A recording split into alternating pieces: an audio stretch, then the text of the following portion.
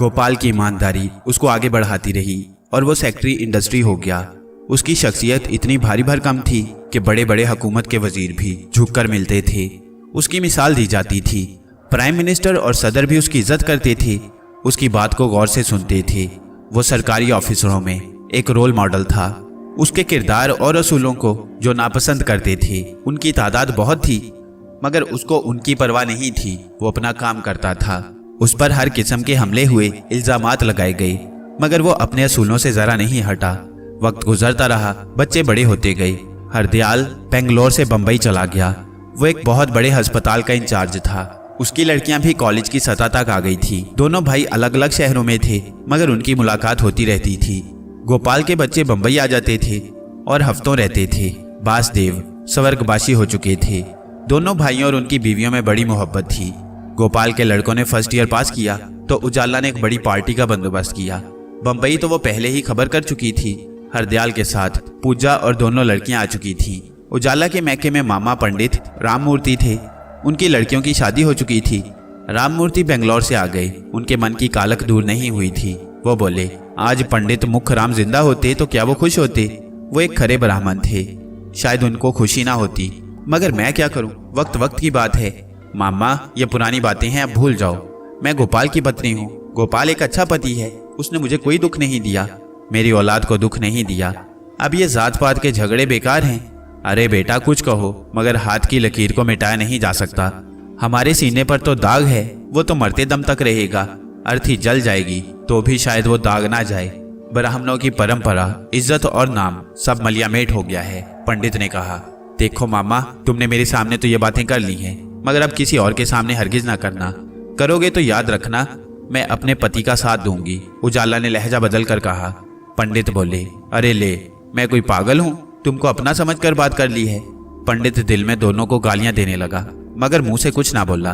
बड़ी शानदार पार्टी हुई। बड़े बड़े वजीर और सरकारी अफसरान और उनकी बेगमात ने शिरकत की। मामा को अब अंदाजा हुआ कि ये तो बहुत बड़ा आदमी बन गया है। श्री गोपाल शर्मा, हर कोई उसकी इज्जत कर रहा है। सेंट्रल गवर्नमेंट के सभी लोग दावत में मौजूद थे। मामा की आंखें खुली की खुली रह गईं। रात गई, पार्टी खत्म हुई और एक एक करके मेहमान रुखसत हो गए। कोठी का लॉन खाली हो गया। मुलाजमीन उसकी सफाई में लग गए और घर के लोग अंदर आ गए। गोपाल के बड़े लड़के का नाम राजेश था, दूसरा दिनेश था। दोनों बराबर थे, मगर गोपाल ने राजेश को बड़ा करार दे दिया था। गोपाल ने दिनेश से पूछा, बोल भाई, पार्टी कैसी रही? चाचा, बहुत अच्छी थी, पापा ने बहुत खर्च कर दिया पार्टी पर। अरे फिक्र क्यों करते है, तेरी शादी पर मैं इससे भी बड़ी पार्टी दूंगा, हरदयाल ने कहा। और मेरी शादी पर नहीं दोगे? राजेश बोला, तुम दोनों की शादी एक ही दिन होगी और पार्टी भी दोनों की साथ होगी, हरदयाल ने जवाब दिया। अरे भाई, क्यों फिक्र करते हो, तुम्हारा चाचा ताजमहल में पार्टी करेगा। गोपाल बोला, भाभी, आप कुछ दिनों को बंबई आ जाओ, सैर सपाटे करो, घूमो फिरो, बच्चे भी छुट्टी पर हैं, हरदयाल ने कहा। बच्चों को तुम ले जाओ, मेरा आना तो जरा दुश्वार है। तुमको पता है ये सरकारी आदमी है, इनको ना दिन में चैन है ना रात में। किसी वक्त भी इनकी जरूरत पड़ जाती है और ये चले जाते हैं। इनके खाने पीने का भी वक्त नहीं है।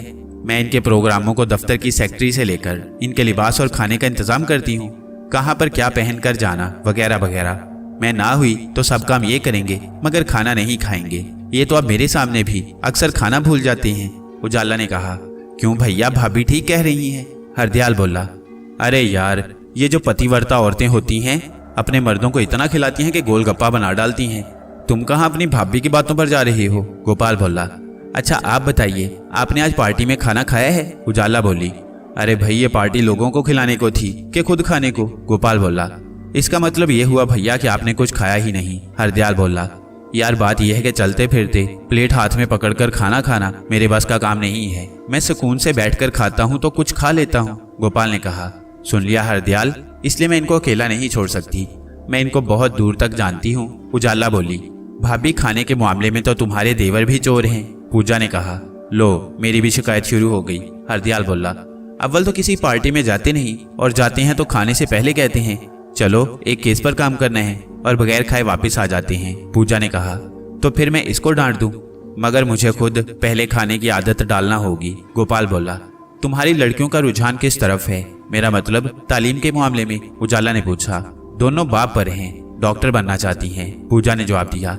मेरा बेटा राजेश वकालत करना चाहता है, बाप की तरह, और छोटा इन्फॉर्मेशन में कुछ करना चाहता है। भाभी बच्चे जो खुशी से करेंगे वही अच्छा है, उन पर अपनी मर्जी ठोंसना मुनासिब नहीं। हरदयाल बोला, हाँ तो मैंने और तुम्हारे भैया ने कब मना किया है? मामा उठ खड़े हुए और बोले, अच्छा भाई मुझे नींद आ रही है। हरदयाल तुम भी आराम करो, गोपाल ने कहा। ठीक है, और भाभी भैया को खाना जरूर खिला देना वरना भूखे सो जाएंगे। उनके जाने के बाद गोपाल बोला, तुमने तो बदनाम कर दिया। उजाला जोर से हंस पड़ी, बोली, बापू होते तो उनसे शिकायत करती। आप अपने बारे में लापरवाह होते जा रही हैं। आप इतनी बड़ी कुर्सी पर बैठे हैं, आपको अपनी सेहत का ख्याल रखना जरूरी है, अपनी ग़िज़ा का ख्याल रखना जरूरी है। मैं जानती हूँ आपको बहुत बड़े बड़े फैसले करना होते हैं, आपके फैसले पर लोगों के करोड़ों रुपए लगे होते हैं। पूरे भारत की इंडस्ट्री आपके हाथ में है, आप सेंट्रल के सेक्रेटरी हैं। मैं इसलिए आपको याद दिलाती रहती हूँ। उजाला बोली, तुम मेरा एक बाजू हो। हर औरत अपने पति को कामयाब देखना चाहती है और अपने करीब रखना चाहती है। मैं भी तुम्हारा आदी हो गया हूँ, तुम करीब ना हो तो दिमाग में कुछ नहीं आता। गोपाल बोला, अच्छा रात बहुत हो गई है, कुछ खा लो। हरदयाल दोनों लड़कों को लेकर बंबई चला गया। बंगला जो भरा हुआ था सबके चले जाने के बाद सूना हो गया। सबसे आखिर में मामा गए। मामा के जाने के 3 दिन बाद अचानक गोपाल की तबीयत खराब हो गई। दिन का वक्त था। दफ्तर से उसको अस्पताल पहुंचाया गया और उसके पेट की सफाई कर दी। दर्द कुछ कम हुआ मगर खत्म नहीं हुआ। इलाज जारी रहा मगर मुकम्मल आराम ना आया। हरदयाल को पता चला तो वो दौड़ा चला आया। उसने पूरी रिपोर्टों को चेक किया, दवाओं को चेक किया और बोला, इलाज तो ठीक है मगर दर्द क्यों खत्म नहीं होता? गोपाल की ग़िज़ा बंद हो गई और कमजोरी बढ़ने लगी। चंद दिन में ही वो सालों का मरीज नजर आने लगा। अखबार में उसकी बीमारी की खबरें छपी और उसकी बीमारी को पुरस्कार बीमारी कहा गया। सालार ने भी ये खबर पढ़ी और वो दिल्ली आ गया। दिल्ली आते ही वो अस्पताल चला गया और गोपाल को देखकर हैरान रह गया। इतनी जल्दी इनकी ये हालत? सालार के चेहरे पर बड़ी नौरानी दाढ़ी थी। गोपाल ने पहली नजर में उसको नहीं पहचाना। सालार ने पूरी कैफियत पूछी तो वो बोला, भाभी इनका इलाज दवाओं से नहीं, मैं इनके गले में एक चीज डालता हूँ, इंशाल्लाह फायदा होगा। और कल मैं कुछ और करूंगा, इस वक्त नहीं हो सकता। किसी ने बड़ा सख्त हमला किया है। सालार ने एक तावीज अपने गले से उतारकर गोपाल के गले में डाल दिया और बोला, इसको उतारना नहीं, मैं कल किसी वक्त फिर आऊंगा। और वो चला गया। उस तावीज के गले में आते ही गोपाल को कुछ सुकून मिला और उसने कुछ सूप वगैरह पिया और सो गया। सुबह तक वो सुकून से सोया। हरदयाल ने सुबह खुद मुआयना किया और बोला, आज बेहतर है। आपने कौन सी दवाएं रात को ली थी? उजाला बोली, रात को ये सूप पीकर जो सोए तो फिर सुबह ही आंख खुली। दुआ तो मैं दे ही नहीं सकी थी। ताज्जुब है, आज इनके जिस्म की हालत वो नहीं जो कल थी। पूरा जिस्म पुरसुकून है। गोपाल बात काट कर बोला, अबे पुरसुकून है इसीलिए तो भूख लग रही है। हरदयाल ने कहा, भाभी इनको नरम ग़िज़ा दें और सूप वगैरह जरूर दें। वो आया था सालार, वो कहाँ गया? गोपाल ने पूछा। उजाला बोली, आने वाला है, कहता था सुबह आऊंगा। उजाला नाश्ते के लिए इशारा कर चुकी थी। एक नर्स नाश्ते की ट्रे लेकर आ गई और गोपाल नाश्ता करने लगा। अभी नाश्ता जारी था कि सालार आ गया। आते ही बोला, अब आप ठीक हैं, उसको घर तक पहुंचा आया हूँ। हरदयाल हैरत से बोला, किसको घर तक पहुंचा आए हैं सालार भाई?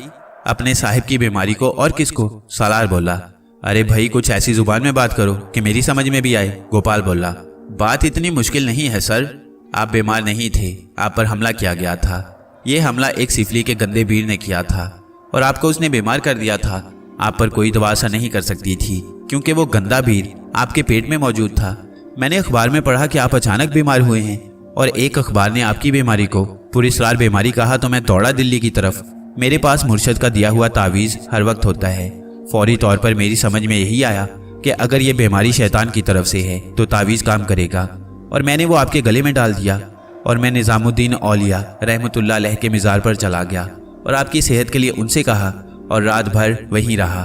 फजर की नमाज से ज़रा पहले मैं सो गया था और मुझे कहा गया कि जा, शैतान भाग गया, अब नहीं आएगा, और मैं आपके पास आ गया।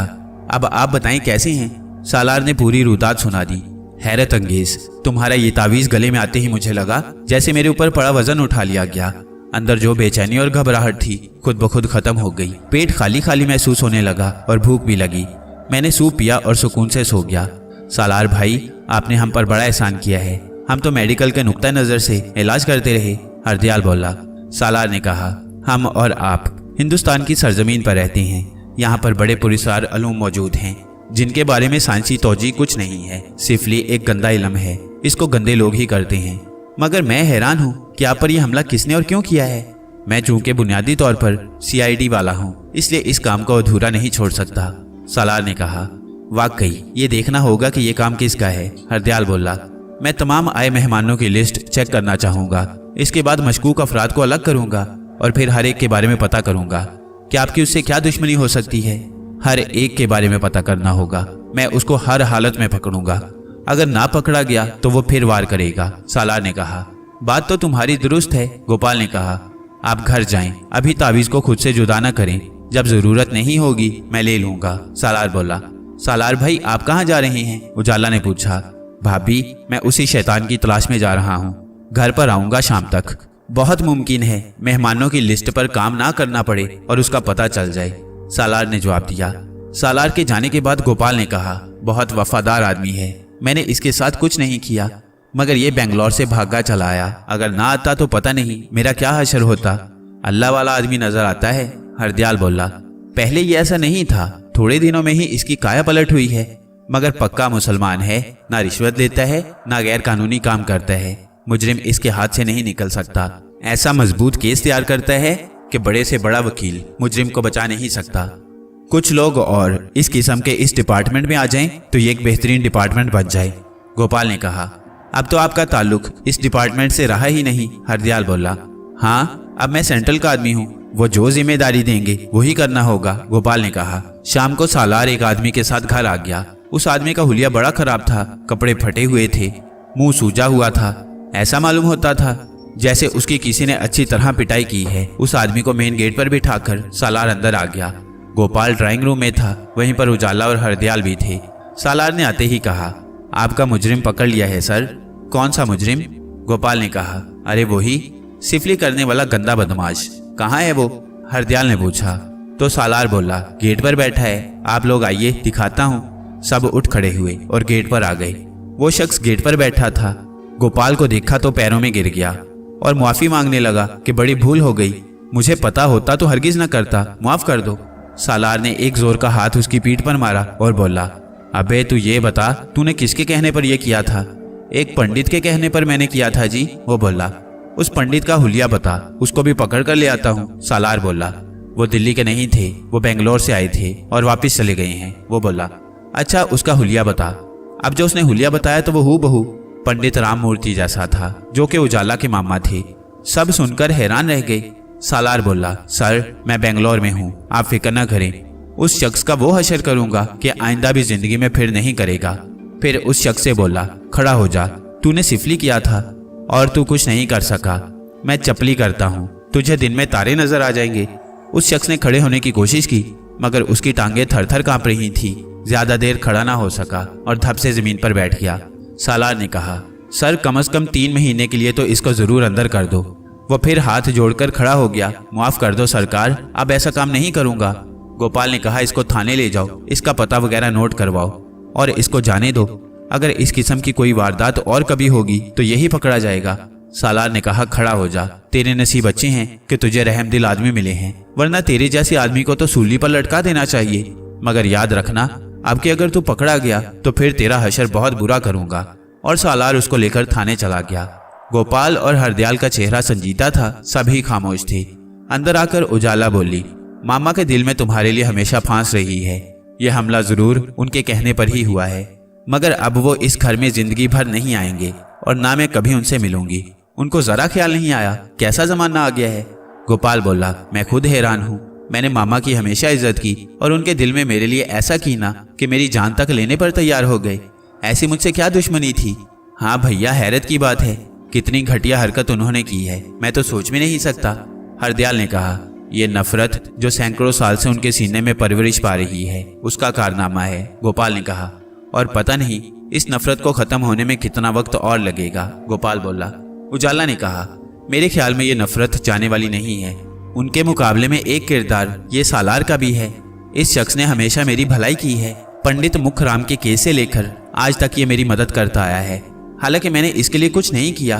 वो कहता है आपके असूल और ईमानदारी को मैं पसंद करता हूँ, मुझे और कुछ नहीं चाहिए। भैया, आपको ऐसे लोग और मिलेंगे, इसलिए कि आप खुद ऐसे हैं।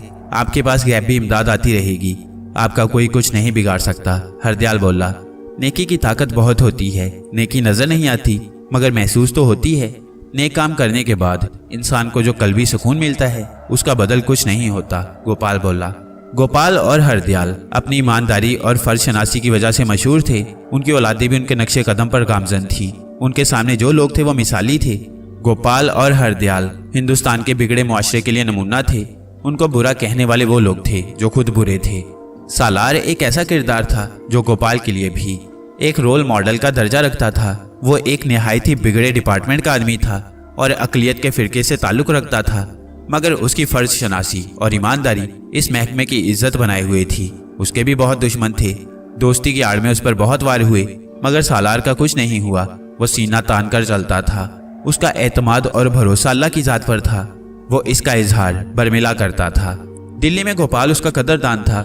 बम्बई में हरदयाल उसका सच्चा हमदर्द था। दुनिया में और भी इस किस्म के लोग जरूर हैं। सालार उन सबका कदरदान था। बड़े से बड़े मामले पर किसी न किसी तरफ से उसकी मदद होती थी। वो मदद करने वाले सब उसके दोस्त नहीं होते थे। हर बुराई के साथ अच्छाई लगी है। बुराई को अकेला नहीं छोड़ा गया। वो अच्छाई बुराई को खत्म करती रहती है। अगर ऐसा ना हो तो दुनिया में बुराई ही बुराई हो जाए, मगर हजारों साल से बुराई हार रही है। राजेश और दिनेश तालीमी मंजिलें तय करते रहे। हरदयाल की लड़कियां रोशनी और चांदनी भी तालीमी मैदान में आगे बढ़ती रहीं। सालार के 2 लड़के थे। दोनों बेंगलोर में जेरे तालीम थे। बड़े का नाम नूर अहमद और छोटे का नाम अनवार अहमद था। दोनों बाप के नक्शे कदम पर थे और जानते थे कि हम अक़लियत में हैं। हमारी काबिलियत और तालीम ही हमको कोई मुकाम दिला सकती है, इसलिए उनकी मेहनत दीगर तलबा से ज़्यादा होनी चाहिए। सालार ने भी उनको बावर करा दिया था कि हमारा मुकाम हमको खुद बनाना है। हमारी मदद करने कोई नहीं आएगा। हमारे साथ तासुब हमेशा से रहा है और आगे भी रहेगा। सालार के लड़के मजीद तालीम के लिए अमेरिका चले गए। सालार के पास तो इतना नहीं था कि उनको मजीद पढ़ने को अमेरिका भेज सकता, मगर लड़कों ने इतनी मेहनत की कि वजारत तालीम ने उनको वजीफा दिया और वह मजीद तालीम के लिए अमेरिका चले गए। वहाँ पर उन्होंने कंप्यूटर मैन्युफैक्चरिंग में आला डिग्री ली और वहाँ पर एक फैक्ट्री में मुलाजमत उनको मिल गई। दोनों लड़के निहायत सादा मिजाज के थे। उनको पढ़ने का शौक था। जमाना बदल रहा था। नई नई इजादात आ रही थी। कंप्यूटर ने एक इनकलाब बर्पा कर दिया था। उनके इंजीनियर की बहुत मांग थी। बेंगलोर इस टेक्नोलॉजी का हिंदुस्तान में गढ़ था। यहाँ पर सरमायादार बड़ी बड़ी फैक्ट्रियाँ कायम कर रहे थे। नूर अहमद को एक फैक्ट्री की ऑफर हुई और वो बेंगलोर आ गया। अनवार अहमद अमेरिका में ही था। नूर अहमद एक बड़े ओहदे पर आया था। सालार के रिटायरमेंट के दिन करीब आ रहे थे। दोनों लड़के अपने पैरों पर खड़े थे और सालार अहमद की मेहनत उसके काम आ रही थी। चांदनी की लाइन भी इलेक्ट्रॉनिक थी और वो भी कंप्यूटर में और मैन्युफैक्चरिंग में इंजीनियरिंग करना चाहती थी। अनवार और उसकी मुलाकात बोस्टन अमेरिका में हुई। दोनों के ख्यालात एक जैसे थे। दोनों के दिल में कुछ करने की उमंग थी और दोनों शौक से पढ़ने आए थे। अनवार अहमद अपनी फैक्ट्री में नए नए तजुर्बात कर रहा था। उसकी पोजीशन बहुत नुमायां थी। चांदनी उसे बहुत मुतासिर हुई। आप इंडिया में किस शहर के हैं? चांदनी ने पूछा। मेरा ताल्लुक बेंगलोर से है। मेरे वालिद पुलिस डिपार्टमेंट में हैं, अनवार ने बताया। ताल्लुक तो मेरा भी बेंगलोर से है, मगर मेरे फादर मुलाजमत के सिलसिले में बम्बई आ गए हैं। वो बहुत बड़े सर्जन हैं, चांदनी ने बताया, और दोनों की दोस्ती हो गई। दोनों रोज मुलाकातें करने लगे और आखिर ये दोस्ती मोहब्बत में बदल गई। मगर अनवार अहमद सालार का बेटा था। उसके सामने बाप का किरदार हमेशा रहा था। अमेरिका में भी उसने अपने किरदार में जरा सा झोल नहीं आने दिया। इसी तरह चांदनी भी नेक बाप की बेटी थी। दोनों आज़ाद माहौल में रहते हुए भी खुद को आज़ाद ख्याल नहीं करते थे। उन पर उनकी तरबियत और बड़ों के किरदार की बंदिश थी। अनवार ने एक दिन चांदनी को कहा, हमारी दोस्ती अमेरिका तक रहेगी, इसलिए कि हिंदुस्तानी मुआशरा और मजहबी रुकावट हमारे दरमियान होगी। यहाँ पर हम आज़ाद हैं, मगर मैं अपनी मर्जी से और तुम अपनी मर्जी से कोई बड़ा कदम नहीं उठा सकते, क्योंकि आखिर हम दोनों को वापस जाना है। मैंने इस पर बहुत सोचा है, मगर बात समझ में नहीं आ रही। तुम्हारे खदशात दुरुस्त हैं। हम दोनों नदी के 2 किनारे हैं जो कभी नहीं मिलते। मगर मोहब्बत सिर्फ पाने का नाम नहीं है, मोहब्बत चाहे जाने का नाम भी है। तुम मुझे ना मिलो, मगर तुमको चाहने से मुझे कौन रोक सकता है? मैं अमेरिका में रहूं या हिंदुस्तान में, मेरे लिए कोई फर्क नहीं पड़ता। मेरे दिल में जो आइडियल किसी मर्द का था, उसकी तुम मुकम्मल तस्वीर हो। अब दूसरी कोई तस्वीर मेरे दिल में नहीं आ सकती। मैं तुमको मजबूर भी नहीं करती कि तुम मुझे चाहो, चांदनी ने जवाब दिया। मैं तुम्हारे जज्बे की कदर करता हूँ, मगर सब लोग मेरी तरह नहीं हैं। तुम पर बहुत दबाव आएगा। हिंदू मुआशरा और तुम्हारे वालिदैन तुमको मजबूर कर सकते हैं। मैं अपनी पोजीशन जानता हूँ। हिंदुस्तान में मुसलमान दूसरे दर्जे के बाशिंदे हैं। हिंदू जहन मुसलमानों को कबूल नहीं करता। सैकड़ों साल का भाईचारा पार्टीशन के वक्त खत्म हो गया। हजारों मुसलमानों को कत्ल कर दिया गया, सिर्फ इसलिए कि उन्होंने अलग मुल्क का मुतालबा कर दिया था। असूली तौर पर इसको हिंदू की आदत ने कबूल तो कर लिया, मगर इसका बदला हजारों बेगुनाह मुसलमानों को कत्ल करके लिया। पटना और हिंदू रियासतों में मुसलमानों पर जो सितम हुआ उसकी तारीख गवाह है, उसके चश्मदीद गवाह जिंदा हैं। इन हालात में मैं और तुम हिंदुस्तान में एक हो सकें ये नामुमकिन है, अनवार ने कहा। तुमने जो कहा वो एक हकीकत है, मैं जानती हूँ, चांदनी ने जवाब दिया। मेरा बाप एक सरकारी ऑफिसर है और कट्टर मुसलमान है। उसने जिंदगी भर रिश्वत नहीं खाई, कोई गलत काम नहीं किया।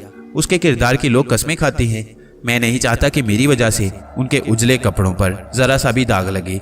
मैं अपनी मोहब्बत कुर्बान कर सकता हूँ, अपनी खुशी कुर्बान कर सकता हूँ, मगर अपने बाप की नेक नामी पर धब्बा नहीं लगा सकता, अनवार ने कहा। मेरी और तुम्हारी हालत में जरा फर्क नहीं है, चांदनी ने कहा। तुम डॉक्टर हरदयाल की लड़की हो, मैं सालार अहमद का लड़का हूँ। हम दोनों में बुनियादी फर्क तो यही है। डॉक्टर हरदयाल फराग दिल के मालिक हों, जात पात पर भी यकीन ना रखते हों, मगर हैं तो हिंदू।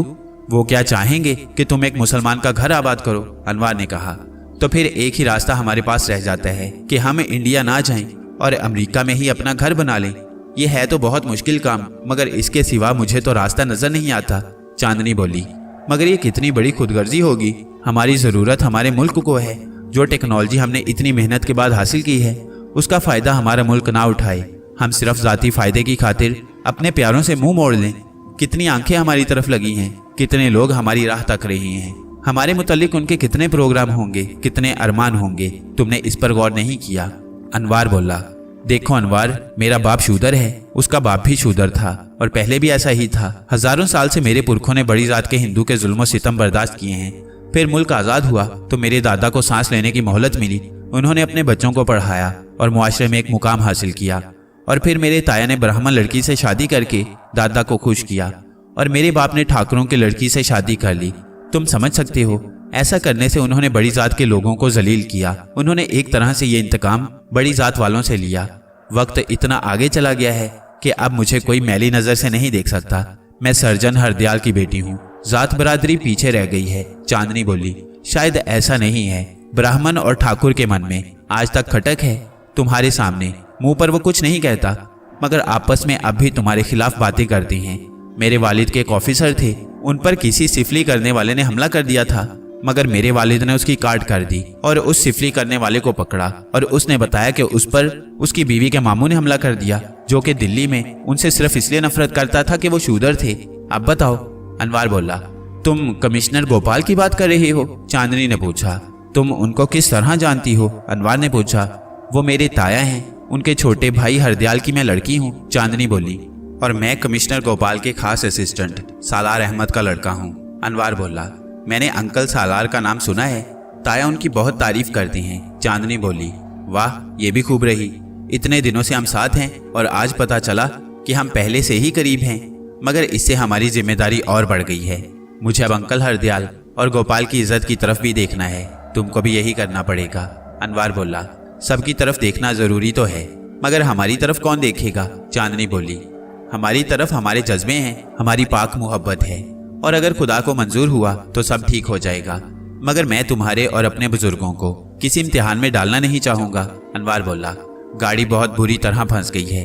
मैं तुमको बता रही थी कि मैं और मेरे बड़े किसी मंदिर नहीं गए, किसी बुत की पूजा नहीं करते, हिंदू धर्म के बारे में कुछ नहीं जानती, कुछ जानने की कोशिश ही नहीं की। इसकी वजह यह थी कि हिंदू धर्म ने मेरे बड़ों को सिवाय गुलामी के क्या दिया है। मेरा दादा सख्त खिलाफ था हिंदू धर्म के, क्योंकि उसने अपनी आंख से हिंदुओं के जुल्म सितम देखे थे। इसके बाद मेरे ताया और बाप के ख्यालात आपकी तरह थे। मैं ये कह सकती हूँ कि हम लोग नाम के हिंदू हैं। हमारी कदीम पोथियों में क्या लिखा है मुझे नहीं पता। अब तुम कुछ भी कहो, अब तक मेरा ताल्लुक किसी मजहब से नहीं है, चांदनी बोली। जिंदगी बड़ी उलझी डोर की मानिंद होती है। इसमें इंसान को अनगिनत और पेचीदा रास्ते नजर आते हैं। इंसान को किसी एक रास्ता को तलाश करना होता है जो सच्चाई का रास्ता हो। अगर इंसान रास्ता भूल जाए तो फिर इंसान भटक जाता है। वो जिंदगी भर रास्ता तलाश करता रहता है, मगर नहीं मिलता। मजहब एक रास्ता दिखाता है खुदा की तरफ जाने का। दुनिया का हर मजहब कहता है खुदा एक है, सिर्फ उसकी इबादत करनी है, मगर इंसान को भटका दिया गया है। वो हजारों खुदाओं की पूजा करता है और भटकता रहता है। मैं एक मुसलमान हूँ। मेरा बाप पक्का और कट्टर मुसलमान है। उसने जो सबक बचपन में पढ़ा है वो मुझे आज तक याद है। तुमको धर्म के बारे में कुछ नहीं बताया गया, मगर मैं जानता हूँ कि मैं मुसलमान हूँ। मुसलमान होने के लिए जरूरी है कि आदमी अच्छा इंसान हो। जो अच्छा इंसान नहीं वो मुसलमान नहीं हो सकता। मेरा बाप अच्छा इंसान है तो मुसलमान है, मैं अच्छा इंसान हूं तो मुसलमान हूं। तुम्हारी बात तस्लीम, मगर इंसान कितना ही खुद से बेनियाज हो, अपने बारे में कुछ भी ख्याल कर ले, अगर वो इंसान है तो जिंदगी की जरूरियात से अलग नहीं हो सकता। उसके अंदर की तलब तो बाकी रहती है और इंसानी सिफात तो मौजूद रहती हैं। उनमें ही हुस्न दिलकशी और पसंदीदगी शामिल है। ये तो कुदरती जज्बे हैं, इनसे इंसान अलग नहीं हो सकता। चांदनी बोली, मैंने इसे कब इनकार किया है? मैं तुमको पसंद करता हूँ, इसका इजहार मैं बर्मिला करने को तैयार हूँ, मगर एक इंसान होने के नाते कोई बात, कोई हरकत ऐसी भी नहीं करूँगा जिससे तुम्हारी या मेरी इज्जत और वकार में फर्क आए, तुम्हारे खानदान या मेरे खानदान पर हरफ आए। मुझे तुम्हारी इज्जत अजीज है और अपनी इज्जत की तरह यही इंसानियत है, यही मुसलमानियत है। अनवार बोला। अनवार के ख्यालात और चांदनी के ख्यालात एक जैसे थे, सिर्फ मजहब की बाबत चांदनी कमजोर थी। वो किसी मजहब के करीब नहीं थी, मगर अनवार अहमद पक्का मुसलमान था। वो हर जुमे को नमाज पढ़ने भी जाया करता था। सालार अहमद ने जो तरबियत की थी उसके असरात अमेरिका में भी थे। वक्त के साथ साथ चांदनी की मोहब्बत बढ़ती जा रही थी। अनवार अहमद ने यह महसूस कर लिया था। अनवार ने एक दिन चांदनी से कहा, देखो चांदनी, तसव्वुराती और हकीकी जिंदगी में बड़ा फ़र्क होता है। इंसान को सारे फैसले खुद करना होते हैं। तुम एक पढ़ी लिखी लड़की हो, उम्र के लिहाज से भी बालिग हो, मगर यह ज़रूरी नहीं कि जो ज़हीन हो, आला तालीम याफ्ता हो, वो गलतियां ना करते हों। अपने फैसले पर गौर करो और अगर ना समझ आए तो एक चक्कर बम्बई का लगा कर आ जाओ। डॉक्टर साहिब और गोपाल साहिब बहुत समझदार और दूर तक देखने वाले लोग हैं। सिर्फ मेरी खातिर कोई ऐसा फैसला ना करो जो तुमको शर्मिंदा कर दे। दूसरी बात यह कि इस्लाम में सख्ती नहीं है। अगर किसी को इस्लाम की तालीमात मुतासिर करती हैं और वह दूसरे मजहब से उसको अफजल समझता है तो भी उसको इस्लाम का मुतालिया करना चाहिए। किसी लालच या फ़ायदे के लिए इस्लाम कबूल नहीं करना चाहिए। इस्लाम की रूह को समझना ज़रूरी है। अनवार ने कहा, तुम्हारी बात में बहुत वजन है। मैंने जिस तरफ कदम बढ़ाया है वो कोई गलत राह नहीं है। मैं बम्बई जाऊंगी, डैडी मम्मी से मशवरा करूंगी, ताऊ से भी बात करूंगी। इस मामले में किसी से छुपाना कैसा? तुमने ठीक मशवरा दिया है। और चांदनी बम्बई रवाना हो गई। अचानक बगैर इतला के उसको देखकर सब हैरान रह गए। हरदयाल ने कहा, तुम्हारा अचानक आना जरूर कोई मायने रखता है। डैडी आपकी याद आई और मैं चली आई। हरदयाल मुस्कुराए और बोले, बेटा, मैंने तुमसे ज्यादा वक्त दुनिया में गुजारा है, ज्यादा तजुर्बा लिया है। आदमी कितना भी ईमानदार हो मगर पूरा ईमानदार नहीं होता। इंसान की ट्रेजेडी है। तुम बताओगी कि तुम अचानक क्यों आई हो, मगर इस वक्त मामला फहमी की बात कर रही हो। चांदनी गर्दन झुकाए कुछ देर सोचती रही, फिर बोली, अनवार ने ठीक कहा था, आप बहुत दूर तक देखते हैं।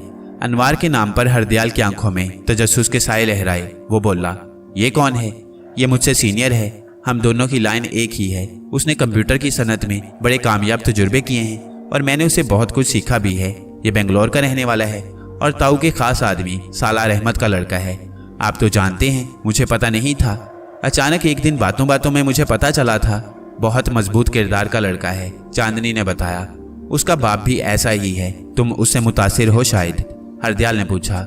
मैं झूठ नहीं बोलूंगी, वो इस काबिल है कि उससे मुतासिर हुआ जाए। चांदनी बोली, तुम जानती हो कि ख्याल की पाकीज़गी के लिए ज़रूरी है कि कुर्बत के बावजूद फासले रखे जाएं। हरदयाल बोला, हाँ डैडी, मुझे पता है, मैं आपकी बेटी हूँ, आप मुझ पर भरोसा कर सकती हैं। चांदनी बोली, तुमने उन दुश्वारियों पर गौर नहीं किया जो मौजूद हैं? हरदयाल बोला, खूब गौर किया है, इसी कारण मैं आई हूँ। मेरी समझ की हद यहाँ तक थी। मैंने गौर किया मगर मैं ना समझ सकी और आपसे मशवरा करने चली आई। चांदनी बोली, सालार का बेटा जरूर मिसाली होगा, मगर तुम और वो चाहने की हद तक रह सकते हो, उसके आगे रास्ता बंद है। सारी गड़बड़ धर्म की है। मुसलमान कैसा भी हो धर्म का पक्का होता है। हरदयाल ने कहा, माफ करना डैडी, मैं आपसे पूछती हूँ, आप किस धर्म को मानते हैं? चांदनी बोली, तुमने बड़ा नाजुक सवाल कर दिया। मेरे बाप को किसी मंदिर में जाने की इजाजत न थी और दादा को भी नहीं थी। हमारे साथ जो सलूक हिंदुस्तान में होता आया था वो बदतरीन था। हमारी ना कोई खुशी थी, ना हम किसी की खुशी में शरीक थे। हम गुलाम थे। हम तो मंदिर के श्लोक तक नहीं सुन सकते थे, उस कुएं से पानी नहीं भर सकते थे जो बड़ी जात के लिए था। हम क्या और हमारा धर्म क्या। देश आज़ाद हुआ तो हमारी किस्मत पलटी और कुछ इज्जत लोगों की नज़र में बन गई। नाम से तो हिंदू हैं मगर धर्म का पता नहीं ये है क्या। ब्राह्मण ने हमको धर्म की किताबों से दूर रखा। कितने वेद हैं, भगवत गीता में क्या लिखा है, महाभारत क्या कहती है। पंडित जो कहता है सब मान लेते हैं। बड़े बड़े आला तालीम याफ्ता हिंदू ने भी अपनी मजहबी किताबें नहीं पढ़ी हैं। सब लकीर के फकीर बने हुए हैं। पंडित ने उन किताबों में जो लिखा है बताया नहीं, अपने फायदे की बातें वो बताता है। किसी हिंदू से पूछो, कोई एक भगवान नहीं बताएगा, कोई 3 बताएगा, कोई 300 और कोई हजारों में बताएगा, हरदयाल ने कहा। और घरों में जो मूर्तियां अलग अलग रखी हैं वो क्या हैं? चांदनी ने पूछा। मेरे नजदीक तो ईश्वर का तस्वुर ये है कि वो एक है, उसको किसी भी नाम से पुकारो, फर्क नहीं पड़ता। पूजना है तो सिर्फ उसको पूजो, हरदयाल बोला। इस सिलसिले में मुसलमानों का कहना है कि अल्लाह की जात में किसी को शरीक करना बहुत बड़ा गुनाह है। शिर्क अल्लाह मुआफ नहीं करता। अनवार ने मुझे एक रोज ये बताया था। मेरी मालूमात भी ज्यादा नहीं है, मैं क्या बताऊं, हरदयाल ने कहा। डैडी, मैं इस्लाम के बारे में पढ़ना चाहती हूँ, समझना चाहती हूँ, चांदनी बोली। मैं मना नहीं करता, इसलिए कि इंसान को एक किनारा तो पकड़ना होता है। मैं दरमियान में हूँ, तुम किनारे पर पहुंचोगी, मैं तुमको मना नहीं करूंगा। चांदनी खुश हो गई। डैडी आप ग्रेट हैं, खुश होकर बोली। अब मैं दिल्ली जाऊंगी, ताऊ से भी मशवरा करूंगी, चांदनी बोली। मेरा और भैया का मशवरा एक ही होगा, चाहो तो आजमा लो, हरदयाल बोला। चांदनी दिल्ली रवाना हो गई। गोपाल अचानक उसको सामने देखकर हैरान हुआ और खुश भी हुआ। बोला, तुम अमेरिका से कब आई? चांदनी ने जवाब दिया, अभी 1 हफ्ता हुआ है। तुम्हारी तालीमी कैफियत क्या है? गोपाल बोला, तालीम तो खत्म हो गई, मैं कुछ तजुर्बे करने और प्रैक्टिकल के लिए रुकी थी। चांदनी बोली, तो अब नहीं जाओगी? इसका मतलब ये हुआ? गोपाल बोला, मैं आपसे एक मशवरा करने आई थी। चांदनी बोली, तुम इंफॉर्मेशन टेक्निकल लाइन में हो और मैं कानूनी आदमी, तुमको क्या मशवरा दे सकता हूँ? गोपाल बोला, मशवरा प्रोफेशन का नहीं है, जाती नौयत का है। अच्छा पूछो, क्या बात है? गोपाल बोला, पूछना यह है कि हम लोग हिंदू हैं और यह धर्म जात पात का धर्म है। हम खुद को किस जगह रखते हैं?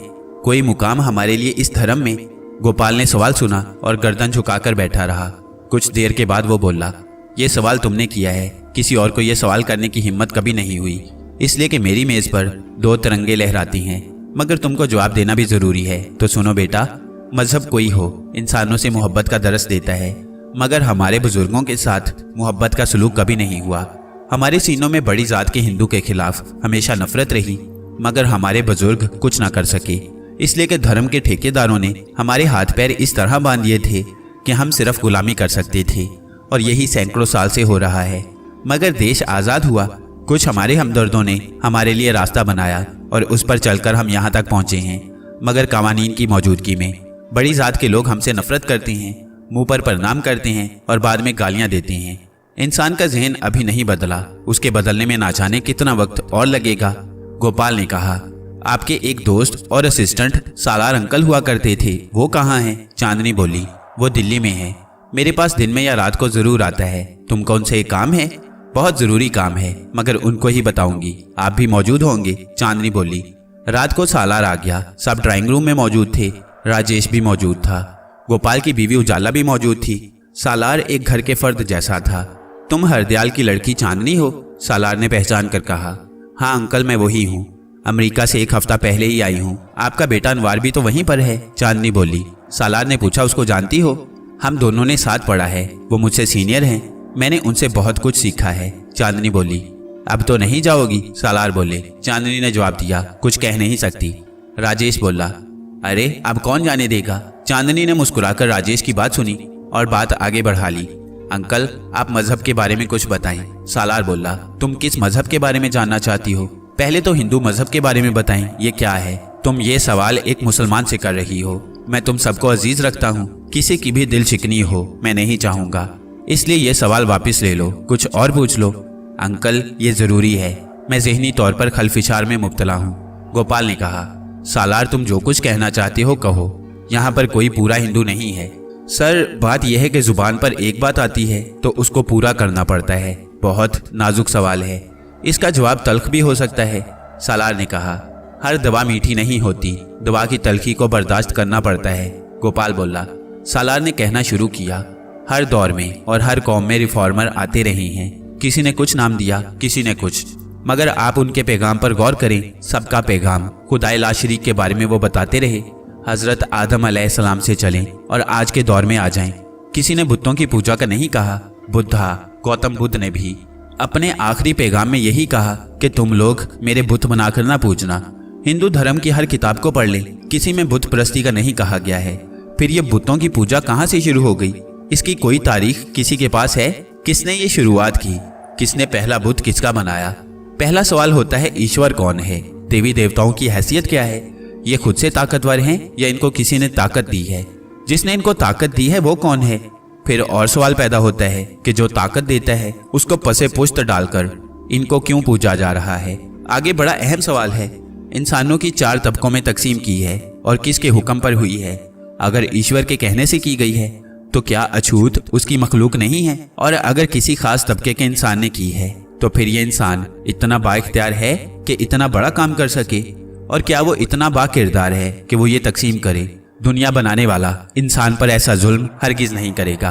मैं उसको खुदा कहता हूँ, तुम ईश्वर कहते हो। दुनिया की हर मजहबी आसमानी किताब में सिर्फ एक खुदा का हवाला है, सिर्फ एक खुदा की इबादत का कहा गया है। इस्लाम में तो शिर्क बदतरीन गुनाह है, इसकी तो मुआफ़ी ही नहीं है। इससे ज्यादा मैं तुमको क्या बताऊं? सालार ने बात खत्म कर दी। अंकल, इसका मतलब हुआ कि 4 तबकों की तकसीम ही गलत हुई थी? चांदनी बोली, मैं किसी के मजहबी मामलात में दखल अंदाजी का या उसको बुरा कहने का कायल नहीं हूँ, इसलिए कि जवाब में मुझे भी कुछ सुनना पड़ेगा। तुमने पूछा था और यहाँ पर सब अपने थे, इसलिए मैंने तुमको बताया है। अगर किसी की दिल शिकनी हुई है तो मैं मुआफ़ी चाहता हूँ। सालार पूछा। गोपाल ने जवाब दिया, तुम्हारी बातें मेरे लिए नई नहीं हैं, क्योंकि मेरे बुजुर्गों के जहनों में ये सवालात थे और इनके अलावा हजारों लोगों के जहनों में ब्राह्मणों की नाइंसाफियां थी। इसलिए हिंदू सरकार ने उन कवानीन पर पाबंदी लगाई। अगर पहले वाला कानून जो हजारों साल से था अगर ठीक था तो फिर इतनी आसानी से खत्म किस तरह हुआ? किसी ने नए कानून के खिलाफ आवाज क्यों नहीं उठाई? इसकी वजह यह थी कि सब जानते थे कि जो हो रहा है गलत है। कुछ लोग अक्सरियत पर जुल्म कर रहे हैं, इसको खत्म होना चाहिए। धर्म से हमारी दूरी की वजह भी यही है कि धर्म को तो चंद लोगों ने मंदिरों में कैद करके रख दिया है, अपने मतलब की बातें सामने लाती हैं। राजेश भी बोला, डैडी हम तो नाम के हिंदू हैं, मंदिर हम जाते नहीं, हिंदू धर्म के बारे में जानते नहीं। असल बात यह है कि हमारा कोई धर्म ही नहीं। उजाला गोपाल की बीवी ने बेटे को कहा, तुम पढ़ लिख कर नास्तिक हो गए हो और धर्म को भूलते जा रहे हो। मैंने तुमको जो तालीम बचपन में दी थी उसको भूल गए हो। मम्मी, बहुत सी बातें तो मेरी समझ में अब तक नहीं आई हैं। जिस मजहब में इतनी बहुत जातें हों और इतने बहुत देवियां और देवता हों, तो बताएं किसकी तरफ आदमी जाए, किसको माने किसको ना माने? राजेश ने जवाब दिया। गोपाल बोला, अच्छा तुम एक नई बहस शुरू करो। तुम्हारी मम्मी ब्राह्मण है, तुम उनको कायल नहीं कर सकोगे। फिर गोपाल हैरान होकर बोला, सालार तुमने तो हमसे भी कहीं ज्यादा हिंदू मजहब को पढ़ा है। सर बात यह है कि हर शख्स को कुछ ना कुछ शौक होता है। मुझे तारीख पढ़ने का शौक रहा है, मैंने हर मजहब के बारे में पढ़ा है।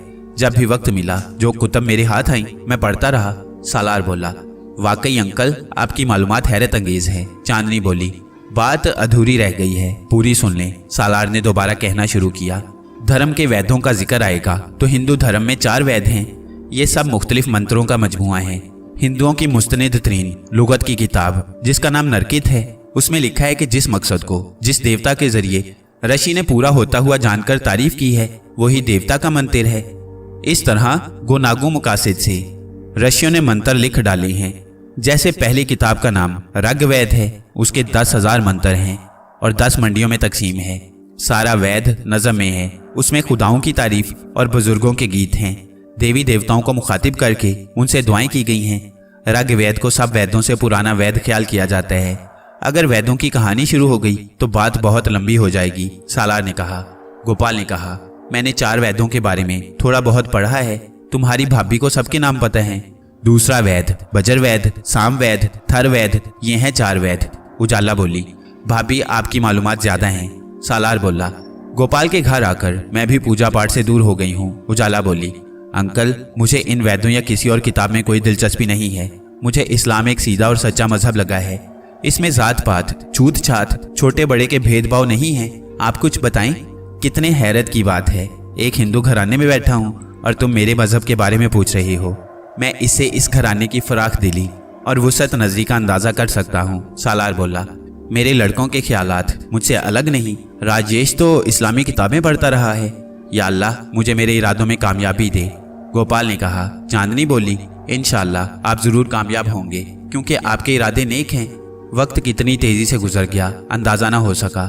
चांदनी के यहाँ पहली खुशी हुई और सालार अहमद बेंगलोर से भागे चले आए। मुबारक हो सालार अहमद, तुम दादा बन गए। गोपाल ने कहा, आपको भी मुबारक हो, आप नाना बन गए। सालार अहमद हंसकर बोले, अब रोशनी के बारे में सोचना है, उसकी तालीम भी खत्म हो गई है, कोई मुनासिब लड़का मिला तो उसकी भी शादी कर दूं। गोपाल ने कहा, सर लड़का तो है, अब आप और मैं रिश्तेदार भी हैं और दुख सुख के साथी भी। मेरा लड़का नूर अहमद बेंगलोर में एक फैक्ट्री में इंजीनियर है, आपने उसको नहीं देखा, उसने पूरी तालीम इंडिया में ली है, मगर उसके लिए सर्जन साहब की राय भी जरूरी है। सालार ने कहा, दुरुस्त कहा तुमने, हरदयाल आखिर बाप है और दूसरी पेचीदगी भी मौजूद है। मेरी बीवी तो इतनी समझदार थी कि मेरे रुझान को देखकर उसने खुद को चेक किया और इस्लामी किताबें पढ़ना शुरू कर दी, नमाज भी सीख ली और मुसलमान हो गई। मैं नहीं कह सकता कि हरदयाल का क्या माहौल है और रोशनी के ख्यालात भी पता नहीं है, ये काम चांदनी करेगी। मैं हरदयाल से बात करता हूँ, मेरी तरफ से तो हाँ है। नूर अहमद तुम्हारा बेटा है तो जाहिर है अच्छा ही होगा। गोपाल बोला, ये मामलात बहुत सख्त नजर आते थे, उलझे नजर आते थे, मगर इंसान नेकी की तरफ कदम बढ़ाता है तो कुदरत उसके लिए आसानियां पैदा कर देती है। हरदयाल ने कहा, मैं आ रहा हूँ। चांदनी ने बताया, रोशनी तो नमाज पढ़ती है, पूरी मुसलमान है। एक हफ्ते के बाद हरदयाल और उसकी बीवी आ गए और आते ही इस्लामी सेंटर जाकर दोनों बाकायदा मुसलमान हो गए। पूरा घराना खुश था। राजेश और दिनेश भी आ चुके थे। रोशनी फैल रही थी, आखिर वो क्यों ना इस रोशनी से फायदा उठाते। आज मेरी जिंदगी का हसीन दिन है, गोपाल ने कहा। हाँ भाईजान, हरदयाल जो कि अब यूनुस अहमद था बोला, आज कितना अच्छा दिन है। मुझे ऐसा लग रहा है कि जैसे दिमाग की तारीक गोशे बतदरीज रोशन हो रही हैं, भूला हुआ सबक याद आ रहा है, पर्दे हट रहे हैं, तारीकी दूर हो रही है, रोशनी उभर रही है, मेरे जहन की मोटी दीवार में शगाफ हो रही हैं और जहन के अंधेरे गोशे रोशनी में नहा रही हैं। सूरज निकल रहा है और मैं उसकी रोशनी में डूबा हुआ हूँ। मुझे दूर तक नजर आ रहा है। शायद मैं अपनी जहनी और कल्बी कैफियत को पूरी तरह बयान नहीं कर सकता। सालार अहमद बोले, आपने दुरुस्त फरमाया, सैकड़ों साल की गर्द साफ हुई है, अंधेरा दूर हुआ। आपको ऐसा ही लग रहा होगा। मेरा यकीन कामिल है कि खुदा से अजीम तर कोई मालिक और सुल्तान नहीं, वही हर शय का खालिक है, वही सबका मालिक है, उसी से सबकी इब्तदा है और रसाई तक सबकी इंतहा। वही सुल्तानुल सलातीन है, सब कुछ उसकी मंशा और मर्जी से होता है। आपके खानदान को नेक राह पर लाया गया है सिर्फ इसलिए कि आप दोनों भाई इस लायक समझे गए। आपने अच्छा इंसान बनकर दिखाया। मुसलमान वही हो सकता है जो अच्छा इंसान हो। आप दोनों का रुतबा मेरे नज़दीक बहुत बुलंद है। मैं आप दोनों को सलाम करता हूँ, सालार अहमद ने कहा। उसकी आंखों में खुशी के आंसू झिलमिलाने लगे थे। गोपाल ने फौरन अपनी जगह से खड़े होकर सालार अहमद को गले लगा लिया। हरदयाल ने भी सालार को गले लगाया। पूरा घराना खुशियों से झूम रहा था। सोफे पर बैठने के बाद हरदयाल बोला, मैंने बहुत गौर किया है और ये बात हकीकत है कि दुनिया में जितने भी मज़ाहिब हैं उनमें इस्लाम ही पक्का, सच्चा और तमाम ऊंच नीच से पाक मजहब है। इबादत में कोई छोटा बड़ा नहीं होता, कोई भी बड़े के लिए कोई मखसूस जगह नहीं होती। हर आदमी अपने अमल के लिहाज से बड़ा छोटा है। इबादत के लिए जिसको जहाँ जगह मिलती है बैठ जाता है। सब मिलकर सिर्फ एक हस्ती को सजदा करते हैं और ये भी हकीकत है।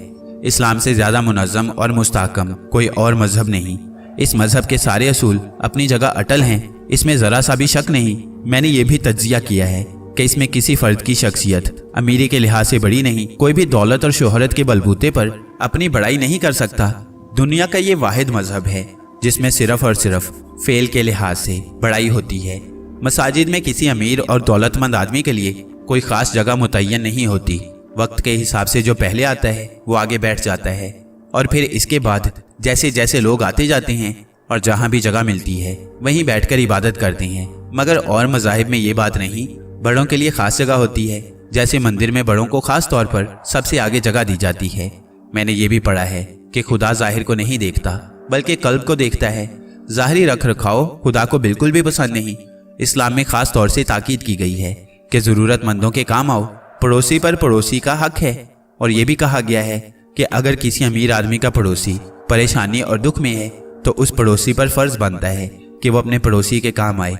अगर किसी का पड़ोसी भूखा सो गया तो अमीर पड़ोसी का खाना पीना हराम हो जाता है।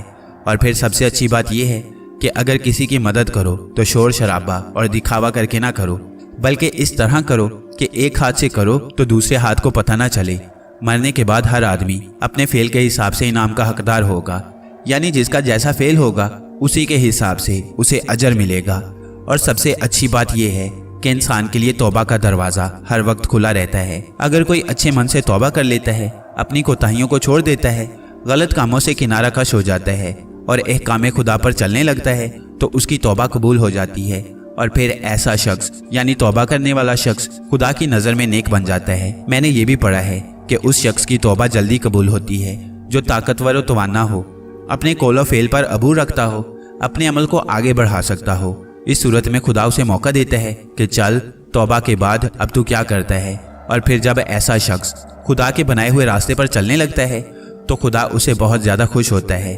खुदा जो कि बहुत रहीम व करीम है, हर शय पर कादिर है, वो जब चाहे किसी को मुआफ़ कर सकता है।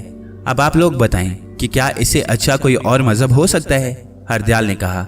हरदयाल की बातें सुनकर सालार अहमद ने कहा, हरदयाल, तुम्हारी मालूमात तो बहुत वसी हैं। तुमने जितनी भी बातें की हैं बिल्कुल हकीकत है, और यही वजह है कि इस्लाम बहुत ही अच्छा दीन है। इस मजहब में बहुत आसानियां हैं, बहुत वुसअत है। तौबा का दरवाज़ा हर वक्त खुला रहता है। खुदा इंसान को बार बार मौका देता है कि अपने गुनाहों पर नादिम होकर तौबा करे और तौबा के बाद तमाम गलत कामों से किनारा कशी हासिल करे। खुदा जाहिर को नहीं देखता बल्कि वो कादिर मुतलिक है, हर शय पर कादिर है। वो बहुत ही रहमान और रहीम है। इस्लाम के बुनियादी 5 अरकान हैं और उन 5 अरकान पर सिद्के दिल से यकीन करना ज़रूरी है, और इन्हीं 5 अरकान पर यकीन रखने वाला सच्चा मुसलमान होता है। सालार अहमद, वो 5 अरकान क्या हैं बताओ तो। गोपाल जो खामोशी से सारी बातें सुन रहा था बोला, सर वो 5 अरकान हैं। नंबर 1 कलमा तौहीद पर यकीन करना, नंबर 2 नमाज, नंबर 3 रोज़ा, नंबर 4 ज़कात और नंबर 5 हज। नमाज किसी भी हाल में मुआफ़ नहीं। अगर कोई पागल है, दिमागी तवाज़ुन ठीक नहीं, ऐसी सूरत में उस पर नमाज मुआफ़ है, मगर जी शऊर आकिल बालिग पर हर सूरत में नमाज फ़र्ज है, और जो जानबूझकर नमाज से गाफिल है वो गुनाह का मुर्तकिब होता है। कलमा पर भी अपना ईमान कामिल रखना चाहिए, यानी अल्लाह एक है और मुहम्मद सल्लल्लाहु अलैहि वसल्लम अल्लाह के रसूल हैं। इसी तरह हर बालिग पर रोज़ा फ़र्ज है बगैर किसी उज़र यानी बीमारी के। रोज़ा तर्क करना बहुत बड़ा गुनाह है। जानबूझकर एक सेहतमंद इंसान अगर रोज़ा नहीं रखता तो एक रोज़े के बदले उस पर 60 रोज़े जुर्माने के आयद होते हैं। ज़कात भी साहिब हैसियत पर फ़र्ज है कि वो अपने मालो मता पर एहकाम खुदाबंदी के हिसाब से ज़कात निकाल कर मुस्तहिक लोगों को दे। और फिर हज भी साहिब हैसियत पर फ़र्ज है, यानी हलाल की कमाई से इंसान हज करे। किसी का गला दबाकर पैसा जमा करके हज करना मेरी नज़र में ठीक नहीं। अल्लाह ताला हर ज़ाहिर व बातिन को देखता है, उसे कोई शय, कोई भेद और कोई इरादा छुपा हुआ नहीं। बल्कि इंसान को हर काम करने से पहले ये सोचना चाहिए कि मैं जो कुछ भी कर रहा हूँ उसे अल्लाह देख रहा है। सालार अहमद, हमारे हक में तुम दुआ करते रहना कि हम खुदा के अहकाम पर मजबूती से कारबंद रहें और हमारी औलाद भी खुदा के बताए हुए रास्ते पर चले। गोपाल ने कहा तो सालार अहमद ने आमीन कहा, और किताब रोशनी का सफ़ीर अपने इख्तिताम को पहुंची। रोलका बोला, मुसन्निफ ने किताब लिखने में कमाल कर दिया है। तमाम बातें हकीकी हैं, इसमें बयान करदा हर एक लफ्ज़ हकीकत पर मबनी है। जो हकीकत है मुसन्निफ ने बहुत ही सियाको सबाक के साथ पेश किया है। रोलका की बात सुनकर हकीम वकार बोले, आपका कहना बिल्कुल सही है, वाकई मुसन्निफ ने कमाल कर दिया है। हिंदू मजहब और इस्लाम की तमाम हकीकी बातें इस किताब में दर्ज हैं। कोई बाशऊर आदमी भी इस पर तनकीद नहीं कर सकता। जनाब, मुझे तो ये किताब बहुत अच्छी लगी, तमाम बातें पुरअसर हैं। इस तरह कई और भी किताबें आपकी नज़र में हों तो मुझे सुनाइएगा। रोलका ने कहा, चलिए मैं कोशिश करूंगा कि कोई और अच्छी किताब पढ़कर आपको सुनाऊं, हकीम वकार ने कहा। हकीम वकार की बात सुनकर रोलका मुस्कुराया और उठकर अपने कमरे में चला गया।